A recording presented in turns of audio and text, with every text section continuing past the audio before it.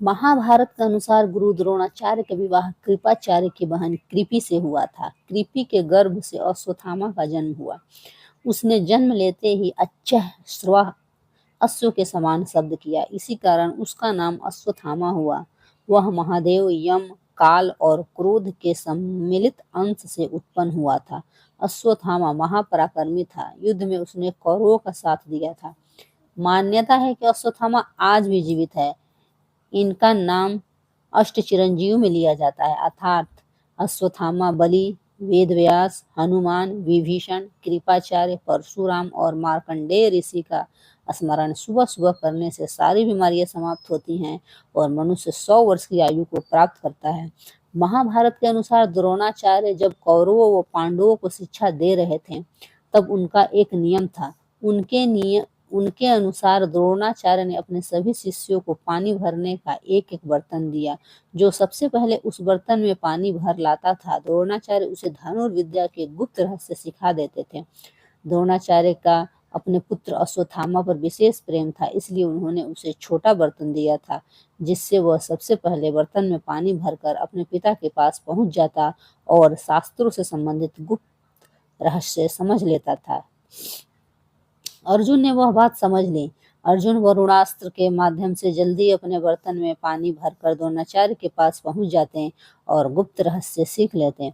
इसीलिए अर्जुन किसी भी मामले में अश्वत्थामा से कम नहीं थे। युद्ध में जब धृष्टद्युम्न ने छल से द्रोणाचार्य का वध कर दिया था, तो अश्वत्थामा बहुत क्रोधित हुए। अपने पिता की मृत्यु का बदला लेने के लिए उन्होंने पांडवों पर नारायण अस्त्र चलाया। इस अस्त्र के प्रभाव से पांडवों की सेना में खलबली मच गई। अश्वत्थामा ने इस अस्त्र के बारे में दुर्योधन को बताया। यह अस्त्र गुरु द्रोण ने स्वयं भगवान नारायण ने दिया था। यह शत्रु का नाश किए बिना नहीं लौटता। नारायण अस्त्र से अनेक प्रकार के दिव्यास्त्रों का नाश भी संभव है। जब श्री कृष्ण ने देखा कि नारायण अस्त्र से सेना भाग रही है और पांडवों के प्राण भी संकट में है, तब उन्होंने कहा, सभी अपने अपने रथों व अन्य सवारियों से उतरकर अपने शस्त्रों को नीचे रखकर इस अस्त्र की शरण में चले जाओ। नारायण अस्त्र की शांति का यही एकमात्र उपाय है। सभी ने श्री कृष्ण की यह बात मान ली। इस प्रकार नारायण अस्त्र का प्रकोप शांत हुआ और पांडवों के प्राण बच गए। नारायण अस्त्र के विफल होने पर अश्वत्थामा ने आग्नेय अस्त्र का प्रयोग किया। ये अस्त्र भी महाभयंकर था। इसकी अग्नि से पांडवों की एक अक्षौहिणी सेना नष्ट हो गई। इस अस्त्र के प्रभाव से हवा गर्म हो गई। बड़े बड़े हाथी चारों ओर चिंगाड़ते हुए गिरने लगे। तब अर्जुन ने ब्रह्मास्त्र चलाया। ब्रह्मास्त्र चलाते ही फिर से हवा गति से चलने लगी। अर्जुन, श्री कृष्ण व उनके रथ पर भी आग्नेय अस्त्र का कोई प्रभाव नहीं हुआ। अर्जुन व श्री कृष्ण पर आग्नेय अस्त्र का कोई भी प्रभाव न होते देख अश्वत्थामा को बहुत आश्चर्य हुआ। तभी महर्षि वेदव्यास वहां आए और उन्होंने अश्वत्थामा को बताया कि श्री कृष्ण व अर्जुन भगवान नर नारायण के अवतार हैं। उन पर किसी भी अस्त्र का प्रभाव नहीं हो सकता। पूर्व समय में भगवान नारायण ने तपस्या करके भगवान महादेव से अनेक वरदान प्राप्त किए हैं। उसी के प्रभाव से उन पर विजय पाना संभव नहीं है। महर्षि वेदव्यास की बात सुनकर अश्वत्थामा रणभूमि से चले गए। एक बार अश्वत्थामा द्वारिका गए। भगवान श्री कृष्ण ने उसका बहुत स्वागत किया और उसे अतिथि के रूप में अपने महल में ठहराया। कुछ दिन वहां रहने के बाद एक दिन अश्वत्थामा ने श्री कृष्ण से कहा कि वो उसका अजय ब्रह्मास्त्र लेकर उसे अपना सुदर्शन दे दे। भगवान ने कहा, ठीक है, मेरे किसी भी अस्त्र में से जो तुम चाहो वो उठा लो। मुझे तुमसे बदले में कुछ भी नहीं चाहिए। अश्वत्थामा ने भगवान के सुदर्शन चक्र को उठाने का प्रयास किया, लेकिन वो टस से मस नहीं हुआ। उसने कई बार प्रयास किया, लेकिन हर बार उसे असफलता मिली। उसने हार कर भगवान से चक्र न लेने की बात कही। अश्वत्थामा बहुत शर्मिंदा हुए। वह बिना किसी अस्त्र शस्त्र को लिए ही द्वारिका से चले गए। जब भीम ने गदा युद्ध में दुर्योधन की जांघें तोड़ दी और मरने के लिए छोड़ दिया, तब वहां अश्वत्थामा, कृपाचार्य और कृतवर्मा आए। दुर्योधन को उस अवस्था में देख अश्वत्थामा ने प्रण किया कि वह पांडवों से बदला लेगा। दुर्योधन के कहने पर कृपाचार्य ने अश्वत्थामा को सेनापति बनाया। अश्वत्थामा ने सोचा कि रात के समय पांडव आदि वीर विजय प्राप्त कर अपने अपने शिविरों में आराम कर रहे होंगे, अतः इसी अवस्था में उनका वध करना संभव है। श्री कृष्ण पांडव उस समय कौरव शिविर में थे। ये बात अश्वत्थामा नहीं जानता था। कृपाचार्य ने अश्वत्थामा से कहा कि रात्रि में सोते हुए वीरों पर प्रहार करना नियम विरुद्ध है, लेकिन अश्वत्थामा ने कृपाचार्य की बात नहीं मानी। अंत में कृपाचार्य व कृतवर्मा भी अश्वत्थामा का साथ देने के लिए राजी हो गए। पांडवों से बदला लेने के उद्देश्य से अश्वत्थामा जब रात के समय उनके शिविर तक पहुंचा तो उसने देखा कि पांडवों के शिविर के बाहर एक विशालकाय पुरुष दरवाजे पर खड़ा है। उसने बाघ तथा हिरण की खाल पहन रखी है। उसकी अनेक भुजाएं हैं और उन भुजाओं में तरह तरह के शस्त्र हैं। उसके मुख से आग की लपटें निकल रही हैं। उस पुरुष के तेज से हजारों विष्णु प्रकट हो जाते थे।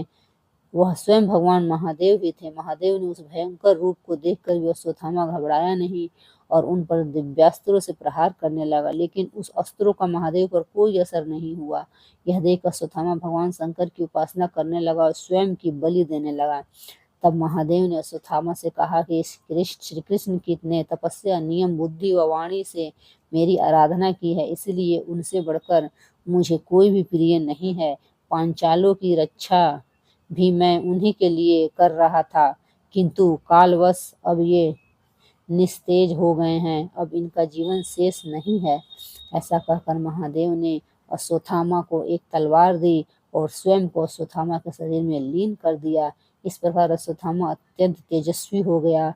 महादेव से शक्ति प्राप्त कर अश्वत्थामा ने पांडवों के शिविर में प्रवेश किया और अश्वत्थामा ने सबसे पहले द्रौपदी के भाई धृष्टद्युम्न को पीट पीट कर मार दिया। इसके बाद अश्वत्थामा ने उत्तमौजा, युधामन्यु, शिखंडी आदि वीरों का भी वध कर दिया। उसके बाद अश्वत्थामा ने महादेव की तलवार से द्रौपदी के सोते हुए पुत्रों का भी वध कर दिया। देखते ही देखते अश्वत्थामा ने पांडवों की बची हुई सेना का भी सफाया कर दिया। इस प्रकार भयंकर कर्म करने के बाद अश्वत्थामा शिविर से बाहर आया और उसने पांचाल वीरों व द्रौपदी के पुत्रों के वध के बारे में कृतवर्मा और कृपाचार्य को बताया। तीनों ने निश्चय किया कि ये समाचार तुरंत ही दुर्योधन को बताना चाहिए। ऐसा विचार कर ये तीनों दुर्योधन के पास पहुंचे। उस समय तक दुर्योधन ने प्राण नहीं त्यागे थे। दुर्योधन के पास जाकर अश्वत्थामा ने उसे बताया कि इस समय पांडव पक्ष में केवल श्री कृष्ण, सात्विक और पांडव ही शेष बचे हैं।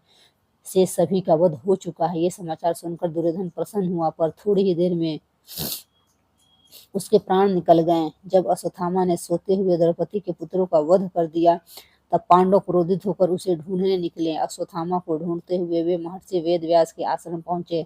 अश्वत्थामा ने देखा कि पांडव मेरा वध करने के लिए यहाँ आ गए हैं, तो उसने पांडवों का नाश करने के लिए ब्रह्मास्त्र का वार किया। श्री कृष्ण के कहने पर अर्जुन ने भी ब्रह्मास्त्र चलाया।